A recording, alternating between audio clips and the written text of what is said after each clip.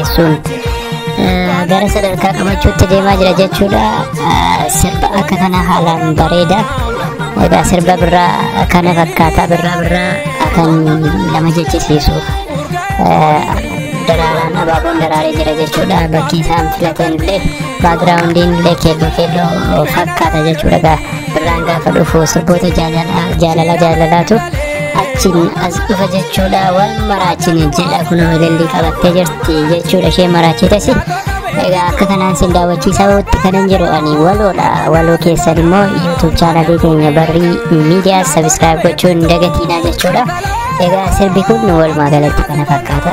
Waa'ee qulqullina sagalee kaameraa fi akkaataa waraabbii isaanii fi itti fayyadama shootota kaameraa fi kan kana fakkaatan bal'inaan kutaa biroo keessatti walitti deebinuu ni dandeenya jechuudha. Walumaa galatti miidhagaadha jechuudha. Sirbi kuni akkuma beekamu indastiriin muuziqaa afaan Oromoo kan duraan jirurraa gara tarkaanfii itti aanutti yookaan immoo haala bareedaarra kan jiru jechuudha. Egaa akka gama editingiidhaan kan jiru jechuudha.